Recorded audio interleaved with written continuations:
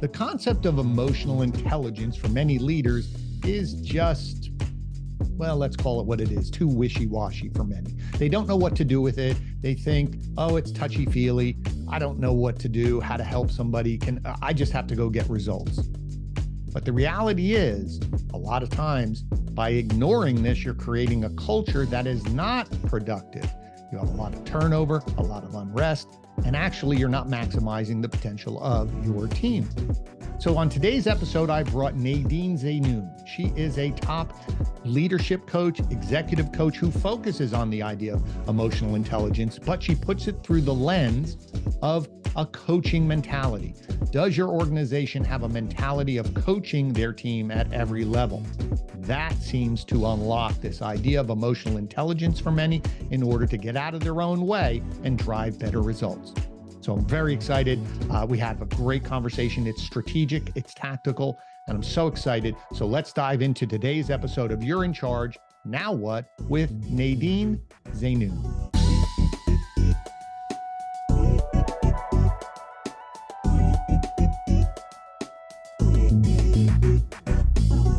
Okay, Nadine, thank you so much for being here. So I'm really excited about this topic.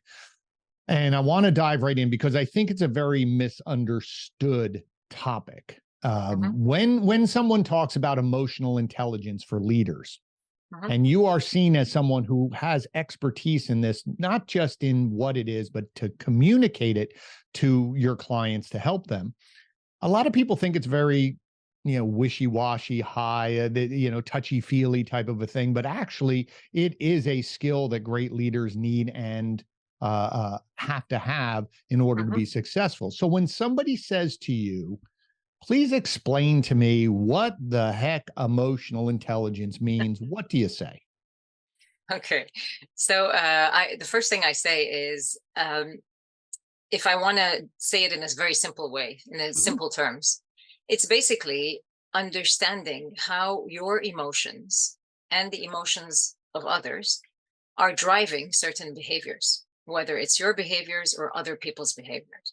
So why am I saying that? And it's not only that, it's also understanding how that emotion is driving that behavior and how that behavior is impacting the image that you have or you want in front of others. Okay. Right. So I'm going to give you an example, if it's okay with that. Are you okay with? Okay. So let's take a very, very, basic example. Okay. So let's say I'm a leader. Okay. And I come to my office. Okay. I had a fight at home and I was angry. Right. And I didn't notice that I was angry because I'm not aware of my emotions. So this anger that is bottled up inside and the thinking process that is happening in my head is going to impact how I'm going to behave with the people at work. So I may come into the office, not talk to anyone, not say hello to anyone. I may walk into my employee's office and, start bombarding them. You need to do this. You didn't do this. This wasn't made on time, etc. And I start giving all these directions in a very harsh way, at a very high voice, with a very firm tone. And this scares people. And then, I sit back as if nothing happened and I do my work. And then the people are like, what's going on? Right. What's going on with her? And this disrupts the whole emotional state at the office, and it reduces the efficiencies of people. Now, this is just a small basic example, but imagine this is being done every single day because I'm not aware of my emotions. Slowly, this is going to impact the people. It's going to impact how they feel towards me as a leader. They're going to feel afraid, maybe. Right. And this fear is not going to help them function at their best. So it's going to affect the whole productivity and the whole efficiency. Right. I like that because I think in that example, most of us can relate to that, where something happened outside of work and we carry it in, even if we mentally say to ourselves, okay, I'm going to leave that at the door, so to speak, but it's still within us and something could trigger. Someone could come up as if in your example, someone comes up and asks us a question, we get very sharp with them or very short with them. And the people go, what did I do? And they look confused, Or to your point is, if we extrapolate that out where they start recognizing that behavior and they go, oh, Nadine's having one of her days, stay away. Glenn's having one of his days, stay away from him. And so I think it's important because that idea of being aware of your emotions and how they do impact, whether you mean to or not, as a leader, you're very visible and people are Yeah. looking to you as a way to behave or as a beacon of what's going on and as you said, if you're not aware of how your emotions or how your presence affects others, it's really, you could be doing damage without even knowing it. So then taking it out a step further, okay, I understand emotional intelligence a little better now. What do I do? Because someone's going to sit there and say, that makes complete sense. I've done it before, but how do I change? How do I stop? What if I don't Okay. realize I'm doing it? Yeah, that's the thing. A lot of people, a lot of times, the leader doesn't understand that this is what the impact is on other people. So they think they're doing a great job because they focus on their own intentions. So they Mm, have good intentions. They want the business to go well. They want to achieve. They want the team to really be productive, etc. So they think that the way they are behaving with the team is actually good because I have good intentions and I have, the best for the team, that's at my heart. But it has nothing to do with intentions. It's about how am I impacting others? How's my behavior being interpreted by others? How are right. they seeing me? How are they taking this? The way I'm talking, the words I'm using, the tonality. If the impact on them is different from what my intention is, if I am really a mature leader, I need to address that. I need to think and say, okay, what's going on? Why are they seeing me in this way? Not be defensive because it hurt me when they had a misjudgment about me, because that's again how my emotions will Hmm. impact me. If I hear someone saying, she's harsh, she's really too much to take, and I'm like, why are they saying that? Oh my God. And then I start, having a grudge towards them, and Right. this makes things worse. Instead of doing that and then allowing my unpleasant emotions to come up and then influence my behavior with these people, which is going to make things worse, I Hmm. need to accept that. So I need to really listen. So if you want, the first thing I need to do to grow my emotional intelligence is be open to feedback from others, because I need to know that I have a problem. And the only way I'm going to Right. know I have a problem is by hearing feedback of others and accepting it, not rejecting this feedback and pushing it away because it hurts me. Okay, so let me just take a moment to unpack what you just said because I can just feel people say that's a bunch of nonsense. I'm a manager. My leader, whoever I worked under, they never cared about what their emotions were. They didn't care if they So made me true. feel uncomfortable. All they cared about is if I got the results. So why should I care? Because it worked for me. And I think that's also the key. That type of, you know, I can just block out whatever's going on and I can still accomplish is few. So if someone says that to you, I never had that. My managers never cared, took into consideration my feelings or what I thought. How do you convince them that they have to be the first to start to change that? I love that question. And I always get it, by the way, Oh, I'm because as you sure. said, yeah, because we are used to behaving the way our managers behave with us. So we Right. pick up these habits and we think that this is the ideal type of leadership. So we're Mhm. we're mimicking them.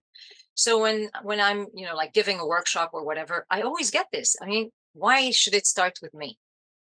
And to tell you the truth, if a person is not feeling pain from it, I really can't convince him, because they need to see that how their emotions are ruining their relationships with people. So the best thing to do is to ask, okay, so who would you like to be as a leader? And what is, the ideal leader that you authentically want to be? And Mhm. then how close are you to that authentic leader? And most of the time we're far from that authentic Right. leader, that true leader. And the reason we're far is because our emotions are driving us to be somebody else. Our emotions are driving us to do things that are really out of our nature and out of our authenticity. So to go back to your question, very frankly, if they don't feel the pain, I cannot convince them. Well, And the let me ask pain you a question. usually, So sorry to interrupt. Let me ask you about this then. But so what if they don't see when you say they don't understand the pain?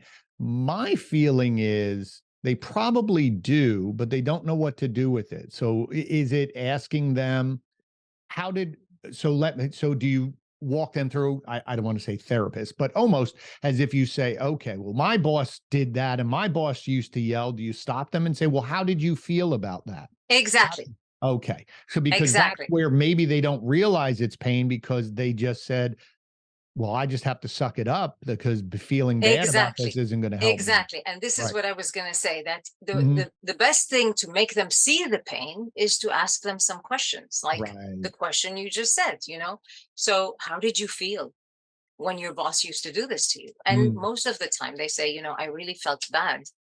But if I am a mature person, I need to put that away. But that's not true, because and then you can ask them further, like, okay, so how do you think this whatever feeling impacted your the way you interacted with your boss? How excited were you to see him? How much did you want to do things when he asked you to? How Right. much were you engaged? Okay, and then they would all say, I would do something just to get rid of whatever he asked me, the task, and then move on. So is this how you want your people to behave with you? Is this how Mm. you want your Right, people right, right, to right. You be take that leap. present in the team? Right. Gotcha. Gotcha.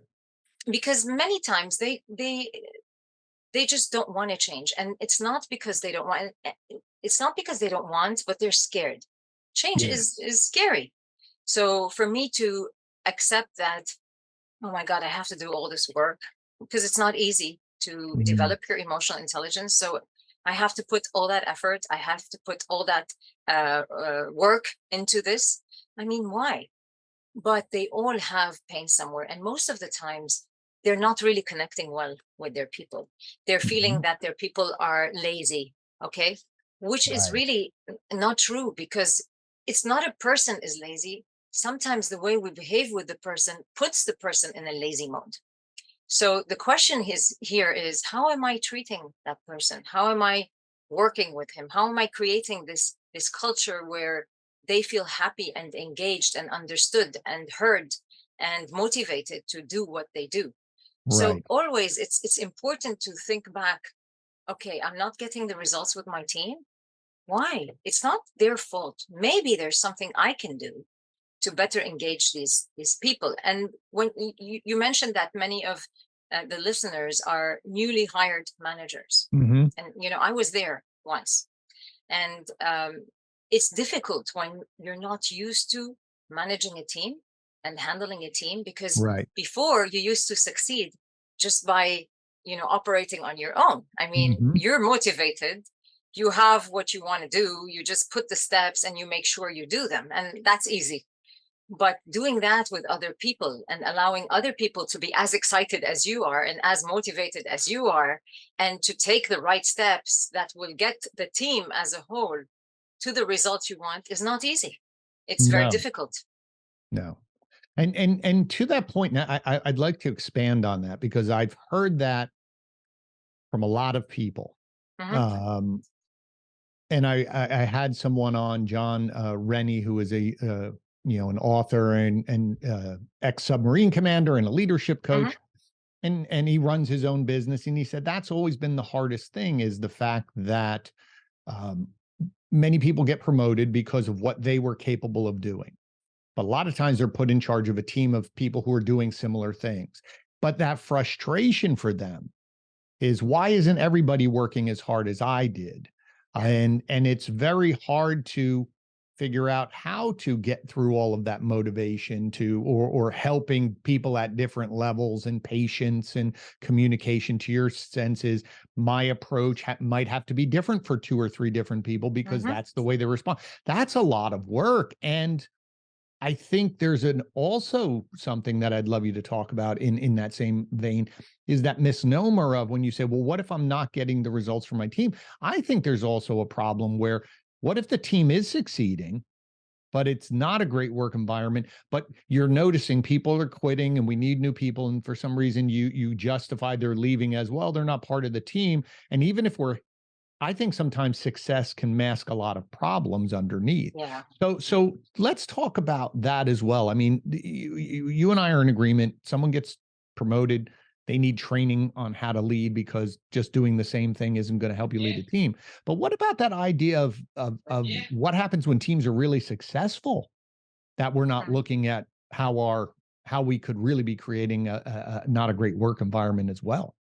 That's a very important question. And this is what happens sometimes when we find toxic behavior around, Mhm.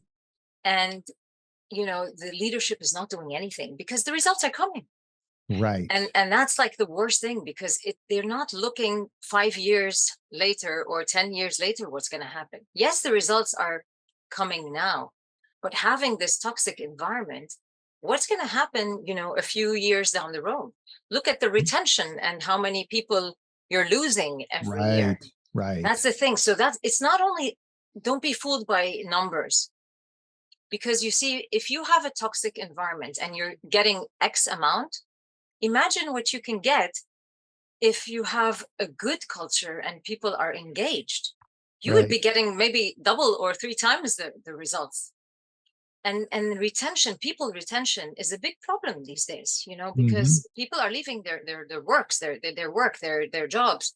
They don't want to be employed anymore in the same conditions that they were before COVID.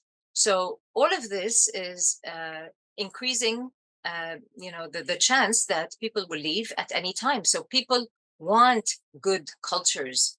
They want to be in a place where they feel they belong and they're included and they're Right. happy. I think and you make a very good point. I want to maybe push back a little bit on it because I think sometimes we've all business leaders, we get Mhm. convinced of this pre-COVID, past COVID, like somehow people have changed dramatically over these last few years. I feel that people for all time always wanted a good work environment. I don't think anybody, I could go back and look at restaurants I worked in my Mhm. 20s and 30s. I didn't want to work for a boss that was hard and screaming and yelling and you dread going into work. So I don't think Of that's the course. issue, but I think to your point is where I think the issue is for right now is there's way more options for people to generate revenue. They Exactly. don't need to go into, so they could Exactly. create their own environment. I can do something online. I can find a remote Exactly. job. It opened up all these Yeah. So opportunities. I think it's That's what not that COVID did. right. I It don't think just it's the allowed people to reflect exactly. Well, they on feel the more in control. environment. Yes, yes, Yeah. yes, yes, yes. I Yeah. love that. Yeah. And Because before they were so much living it day by day. They thought this mhm, was the only thing that, this you is the could do. best that you could do. Mhm. But when Right, you sit back, you have time to reflect, you have time to see, and you saw all the opportunities that opened up online, the virtual opportunities. right, Why would I go work in a toxic environment when I can have, good income somewhere else? right. I now can work from my home and work anywhere in the Yeah, I could work for a company in a state 10 states over now versus I have to work within whatever I'm comfortable commuting to. exactly. And that opened up. So I think that's where it is. So let's touch on that because I know there's people listening who are in a leadership position who are really trying and they want to Hmm. do a good job. Hmm. And but again, just like emotional intelligence gets tossed around a lot, so does the word culture. And you've Hmm. mentioned it a few times of we want to create a good culture. So if you're advising someone or Hmm. someone's listening to this and they're saying, one, how what should I be looking at to know if I have a good culture or a bad culture or somewhere in the middle? What should they be looking at to decide that? First of all, the behavior of people in their, so of course, retention. So how many Mhm. people they retain. So if people Right. are leaving frequently, Hmm. then it means there's something wrong. There's something that they're not liking or they're not happy. Second is, how engaged are the people? So are people happy while they work? Do they give their best? Do they feel very strong commitment in their team, etc.? So that's another thing to look at. And they Right. can also, to tell you the truth, they can ask people. They can do checkups with people from time to time about how is it they're feeling. Right. How are they finding the whole environment? Do they feel like they're getting their needs? Is there anything else that they want, etc.? So connecting with people and communicating on an ongoing basis allows you to really understand what might be going wrong and what might be going well as well, so Yes. that you get more direction into, okay, what is it I need to continue doing and what is it I need to adjust. But for a leader to do that, the first thing, they need to have an open mind. And I cannot say this enough. What do I mean by open mind? I mean, they need to be able to put themselves in a vulnerable position to ask about this feedback. Because, Right. when we ask about this feedback, there's a 50% chance it's going to be bad. And Hmm. this is going to make me very vulnerable because I'm going to feel ashamed of, what's my ego. So this fear of being vulnerable will give me so many excuses why I shouldn't do it. And this is what stops leaders from connecting with people, because they're afraid that they're going to give them bad feedback or negative feedback. And, then how am I going to look as a leader? What's going to happen? So if Right. I allow myself to use my courage and to, work through this and be vulnerable and listen to them, even if they have negative feedback, be open to that. And instead of judging it, like, because the first reaction is, if you give me negative feedback, Glenn, the first thing I'm going to do, I'm going to say, no, he's wrong, I'm right. No, he said Right. this because, he doesn't know so and so. I'm going to start giving myself excuses. I Hmm. need to stop those excuses, stop that blabber in my head, and open up to being curious and ask that person, what makes you feel that? What makes you Right. say that? Please give me more examples so I better understand. And hear him out. Listen to what that person has to say, connect with it. And that's like the best feedback you can get. And you will do it while you're creating a great relationship and trust between you and the team. Because trust is, you talked about culture. For me, Hmm. the best culture is when you have trust. Right. Right. Right. Right. And what and I hope you, audience, I hope you caught what Nadine was saying there, because one, using the word vulnerable, people get all, "Oh, I don't want to be vulnerable." It's not vulnerable in the sense of you're going to get upset, but it's this idea of, if you're willing as a leader to say, we as a team want to get better, you have to ask for feedback, because your viewpoint is one viewpoint and you can't be everywhere at once. A few episodes ago, I had a gentleman, Brian Kramer, Hmm. who's been a friend, but he's led a lot of different teams. And one of the things that he said, I thought touches right into this conversation, is he said, I wish I knew earlier how to ask my team for input.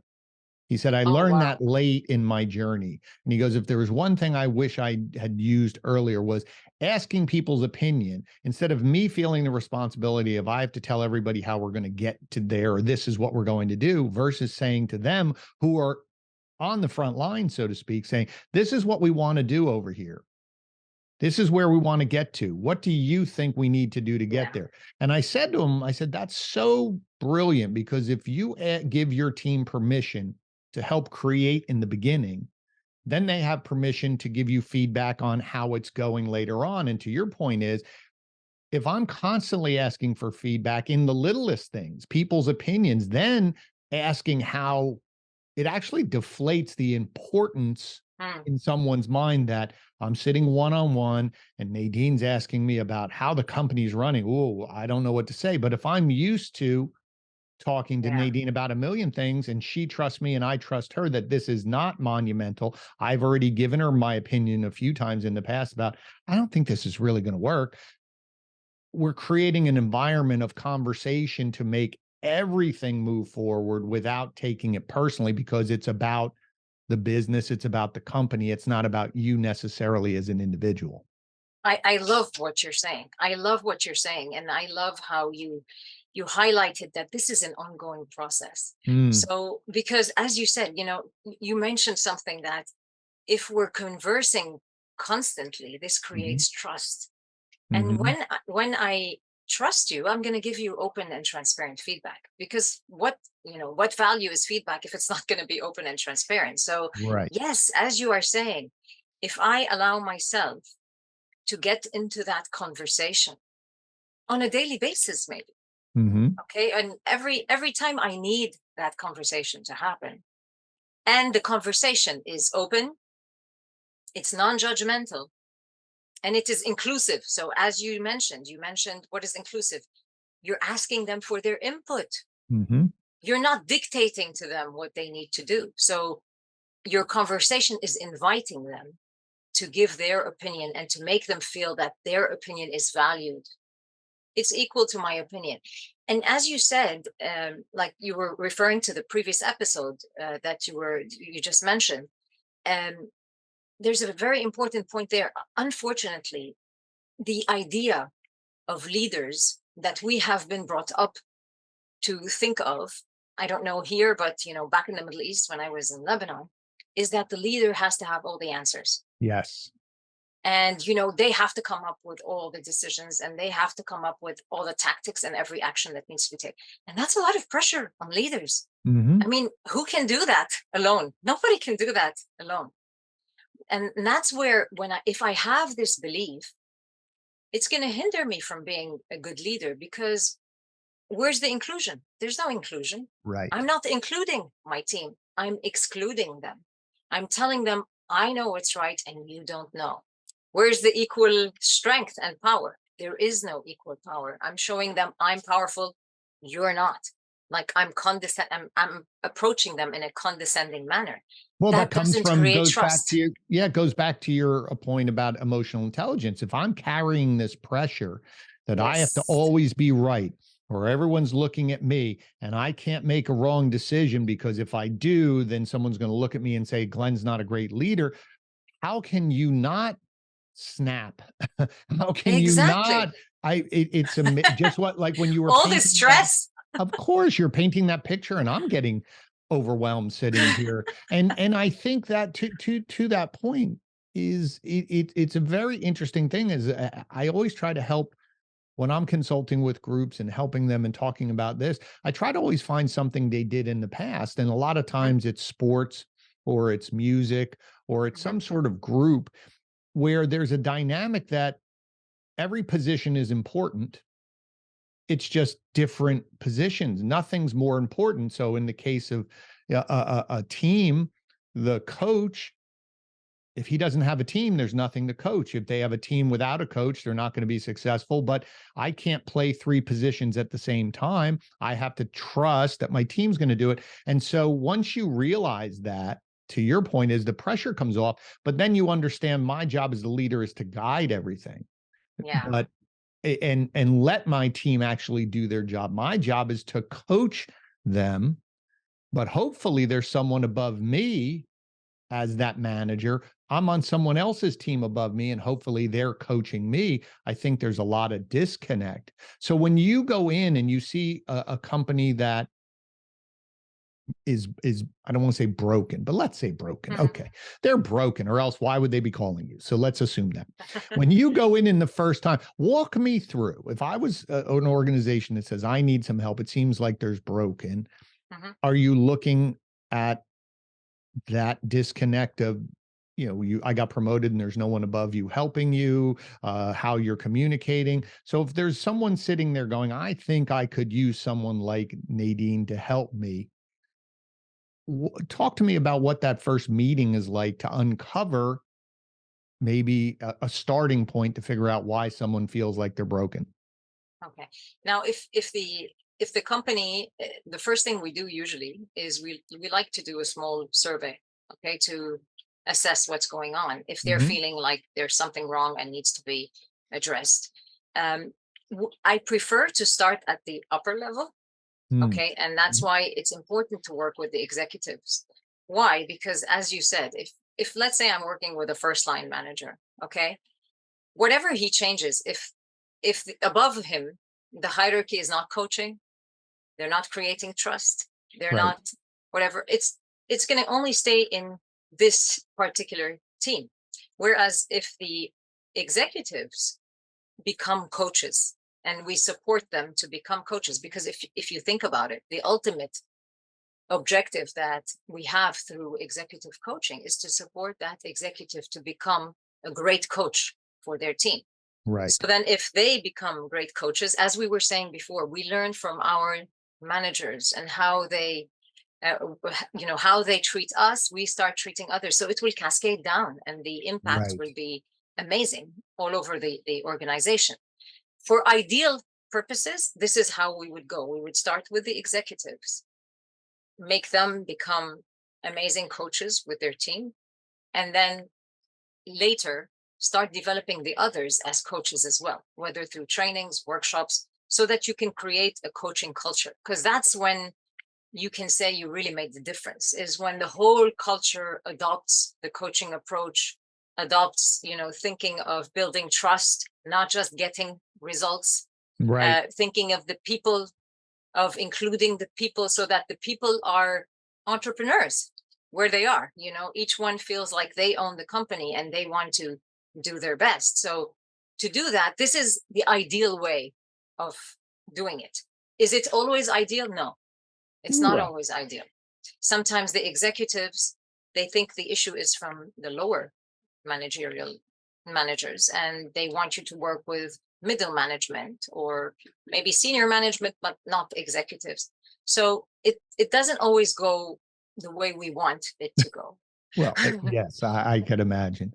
Yeah, but we try to be, I mean, at least I try to be as honest as I can. So when I detect that it's probably an issue from higher up, or from, I do have a very honest discussion with the leaders of the people that I'm working with, so that they understand that they also need to make changes in their behaviors if Right. they want to see impact in the company.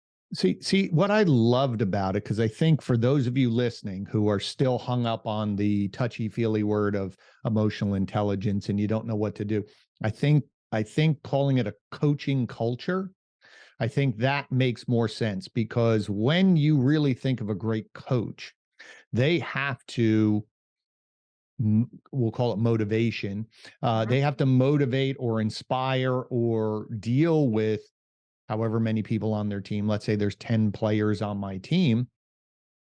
Everyone, there is a slightly different style to get the results I need out of that individual, or get them to feel they can deliver those results. Some people Mhm. might be a direct approach where I could just go up to you and say, you're not pulling your weight, you need to do this. And that's the way you receive information. And you say, fine. And that someone else I might have to tell a story to and find a different angle to get them going. And Yeah. someone else I might completely ignore, and that inspires them to say, uh-oh, I better work harder. I think that's emotional intelligence in a practical sense. So for those of you listening, if you're still hung up on, I don't know what emotional intelligence is, do you have a culture in your organization of coaching from the top down? Does the Yeah. leader coach their team? And that, to when you were explaining the hierarchy, I think that's also a misunderstanding, is someone's up there saying, well, I can't coach everybody. But you don't have to. You have to coach your Mhm. direct reports, and then your direct reports coach their direct reports all the way down. And as you It said, I spills love over. exactly. I love that image of cascading down. Yeah. But I also think you are spot on. There are some people who will say, "Well, I don't have the problem; it's them." And Yeah. reality is, the coaching culture stopped with them, and they're the break in Yeah. that. Um, so let me pivot one more time on something, because this is fascinating. Because this idea of, we want to get the right players on our team. Let's say Mhm. you have a coaching culture and it all works, and Okay. emotional intelligence, I as a leader, emotionally intelligent, I feel good about this. I still see a disconnect in the Mhm. hiring process, Mhm. bringing people on that either match that, are coachable, because that to me sometimes is where the turnover comes in. We can blame something, but sometimes we're bringing the wrong people in. So how does this idea of emotional intelligence, um, being aware, how have you seen that, or how do you help your clients with that when it comes to bringing the right people into their organization? We've talked a lot about the people who are in the Mm, organization already. How does this apply to bringing people in? Great question. The Ideally, when a company really believes that there should be an emotional intelligence culture, which, as we said, is simply a coaching culture. Hmm.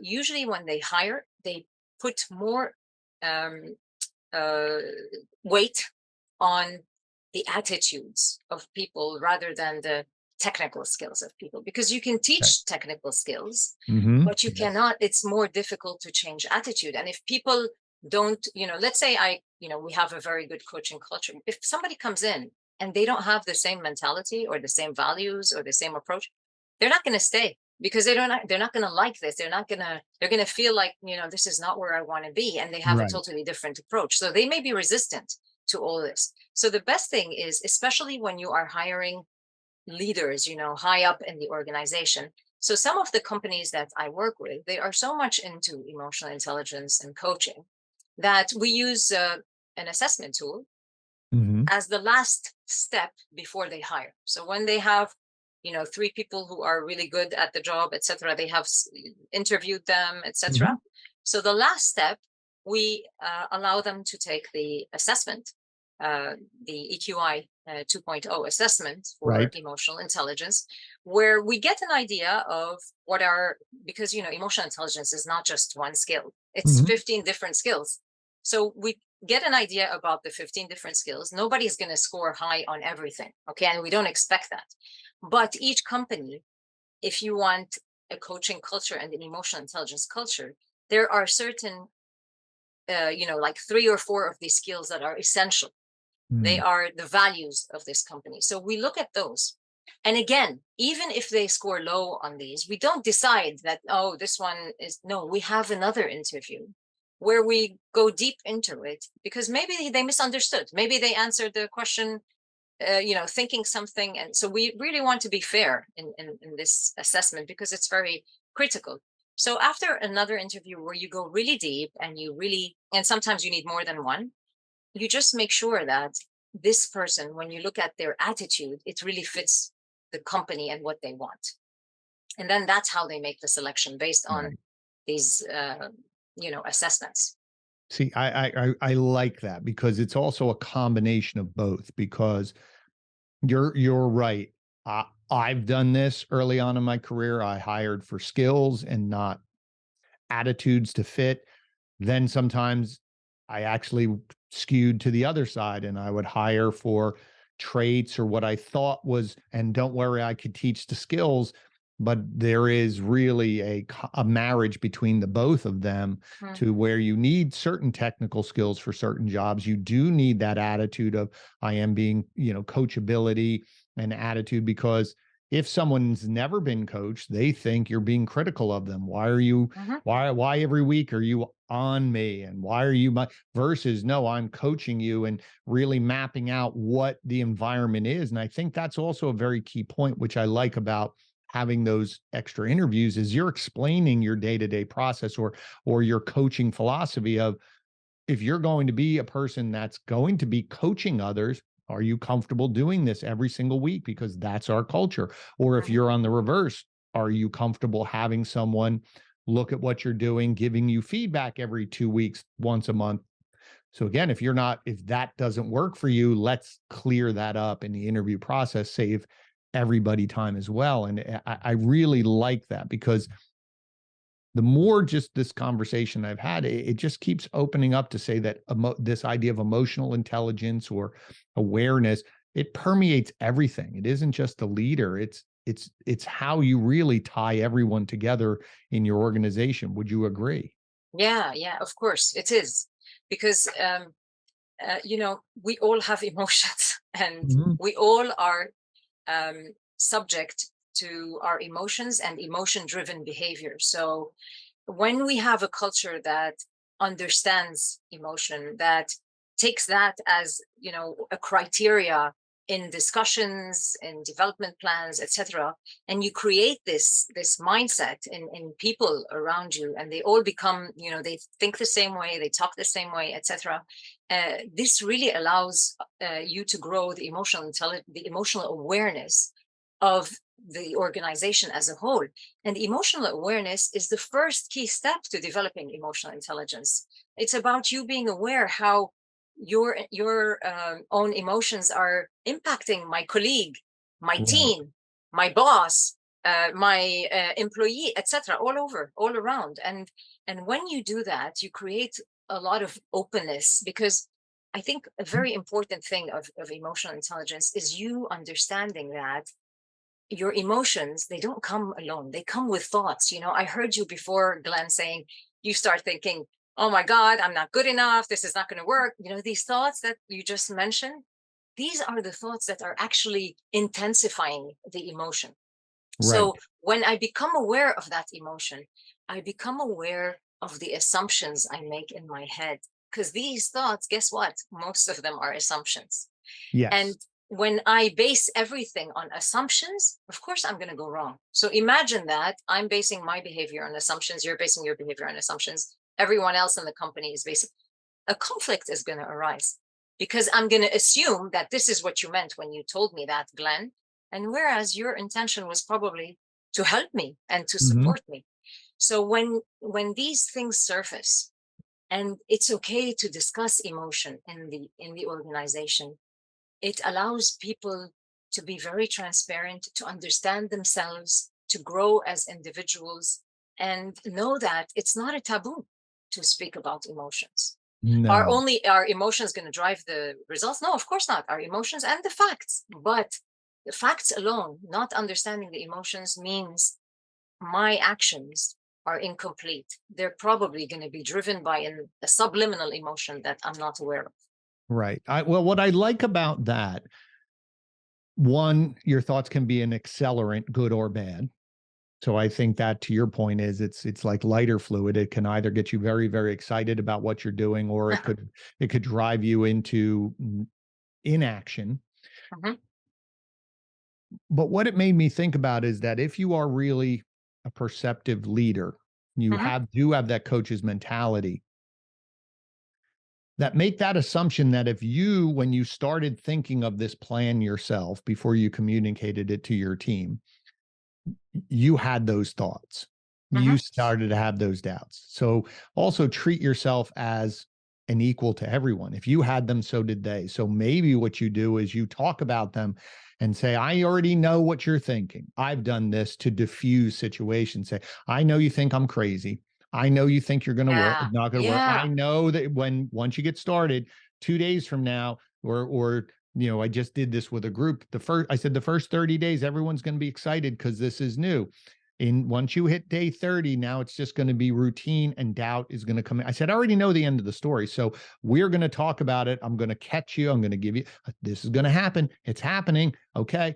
I think, to your point, is when you're not afraid to talk about those feelings and doubts, it empowers the leader to be able to help their team, because if you had them, they had them. But more Yeah. importantly, they're going to have them. Yeah. You can So let's not address them. hide behind, you Exactly. know, let's not pretend that they're not there, because Right. they are. If they were created in me, I love what you said. If they were created in me, some other people might be experiencing the same feeling. So let's put it out. And when you discuss emotion and people see that others feel the same, because when we think it's a taboo and we have to keep it to ourselves, we think we're alone in this. We Yes. think we're weird because we're feeling this. And then I start looking, oh, look at her. She's doing a great job, but I'm feeling scared. So what's wrong with me? I take it, and that makes me even worse into the Right. emotion. So Yeah. surfacing it, discussing it, wow, it's I, amazing. well, what I always say is I use the saying to people is, um, I want to, it's like punching the bully in the face. Mhm. When you punch the bully in the face, no one's ever done that because it's all words. So if you talk about it, and say, it's not that bad because we're all feeling this way. You're punching that excuse in the face, so to Yeah. speak, and you're Yeah. minimizing it. One, because it's now out here and we all can look at it, we can laugh at it, do whatever we want with it.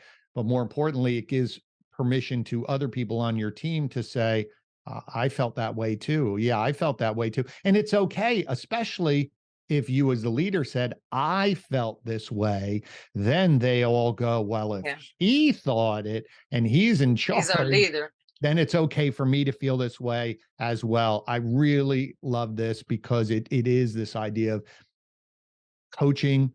It's okay to talk about what we're feeling. It allows everybody to, it dissipates, Yeah. and everyone's feeling this, and ultimately it's not emotions. And again, that's why I said I wanted to clarify for the audience, because I know there's some of you who are still hanging on going, this sounds a little wishy-washy. It's not. It's just admitting that things may be tough.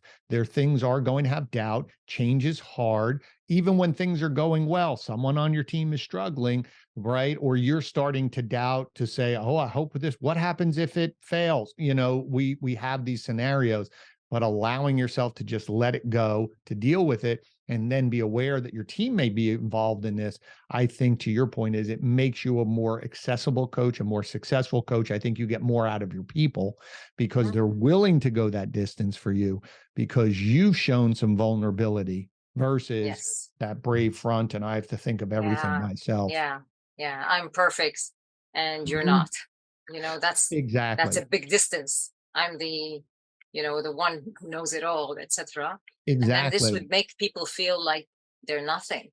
And Or you're that not really creates, or you're or not you're not approachable. approachable. I'm scared Exactly. of that person. Yeah, Yeah. God forbid I go up to Makes the a boss and tell distance. him I don't know what I'm doing, they're gonna fire me. Yeah.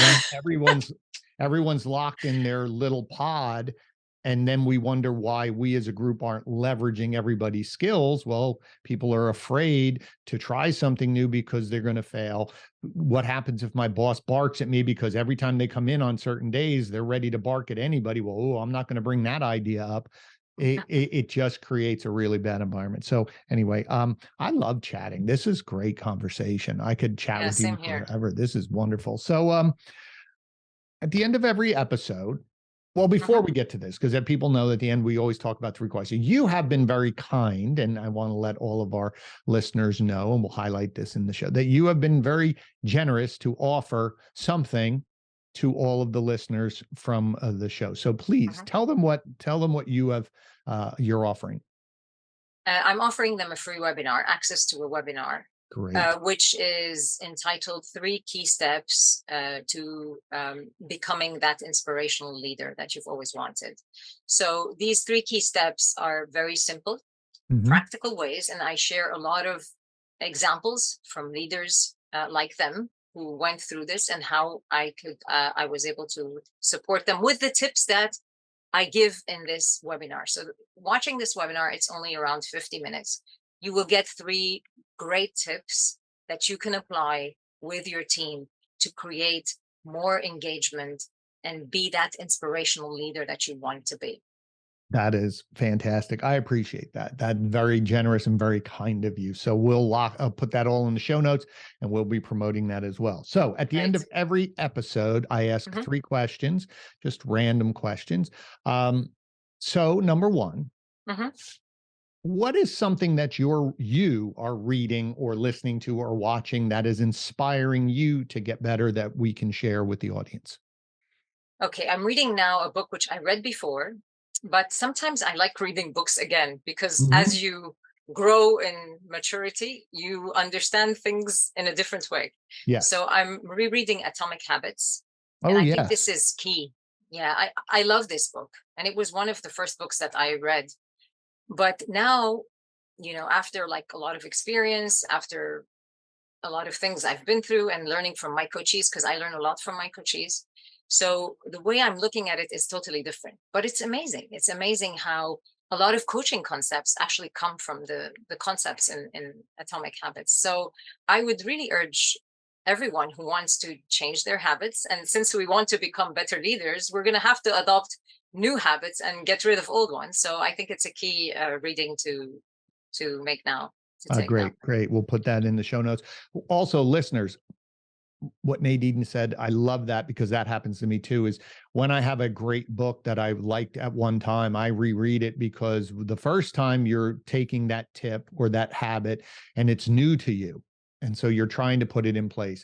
Maybe a year later, you read that same passage and you say, oh, I see. Oh, that now I understand it because I did some of this. Let me change something. So going back to a book that had an impact on you or you think is valuable and reading it multiple times throughout your lifetime, I think that's a great, you're in a completely different space to understand what the author was intending for you. Great tip. All right. Number 2, what's something you're working on personally that a year from now, you're going to look back and you're saying, I'm glad I invested the time and energy into doing X? What is it? Oh, wow. I started a new TV show, 2 weeks back, and this was a big step outside my comfort zone, I must say. And it was a scary thing for me to do, but I'm so glad I did it. And I have the feeling that a year from now, I'm going to look back and say, I'm so proud of myself that I took that step outside my comfort zone and I did it. Great. Good. Very proud of you for that. That is awesome. All right. Last question before we wrap up. We talked about a lot of things and a lot of great content. Audience, I hope you took notes and I hope you go back and listen to this multiple times because this is really, I asked you to do some tactical things, Nadine, and you gave some very tactical strategies. So I appreciate that. But if there was one thing that you hope the audience takes away from our conversation, what is that one thing? I would say, think of your emotions. Start putting focus on your emotions, because I know that in organizations, because we're working technical stuff, we're, task driven, we want to achieve, we forget to sit back and reflect on our emotions. So if you want my advice to you, just take 10 minutes. I don't want more. 10 minutes at the end of each day and just journal. What are the emotions I went through today and what caused them? Just journal. Just start with these 2 steps. I don't want more than that. And slowly, you're going to start picking up patterns and understanding how your emotion, what situations create these emotions, and from these emotions, how you behave and what's the impact you give on others. And that's going to be a big, like light bulb moment when you see that, because that's what's going to drive you to change your habits. Going back to atomic habits, you really need a good incentive to change habits. You have to feel like, you want to change and there's something very inspiring. When you do that, you will spot the problem that's there and the pain that's there, which you didn't notice before. And this is what's going to drive you to make the change. Yeah, I love that. Tony Robbins always says you're not willing to change until you have to change. There's not a want to change. It's you have no option, but you have to give that. What I like about that is you're actually giving yourself permission to look at it and say, okay, now I know why I have to change, because I'm never going to get where I want to unless I change it. So I really love that. All right. Well, listen, thank you so much for being here. This has been a remarkable conversation. I'm sure the audience is really enjoying it. Now, audience, you know the drill. Please, if you found value from the conversation that Nadine and I had today, please share it out to someone in your network. I know there's someone who could benefit from what we talked about today.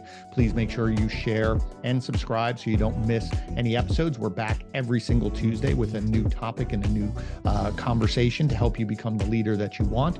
As I said, we created this channel to help those of you who find yourself in charge of a team, a project, a business, build the skills necessary in order to become the leader that you want. And so, as I say at the end of every episode, you're in charge, but now Nadine gave you a few more tips and strategies to put in your toolkit to make you that leader that you want. So thank you so much. I'll see you next Tuesday. I appreciate your attention. I know there's a lot of places you can listen to content, but the fact that you stayed with us today means the world to me. See you next week. Again, thank you, Nadine. I appreciate it. Thank you, Glenn.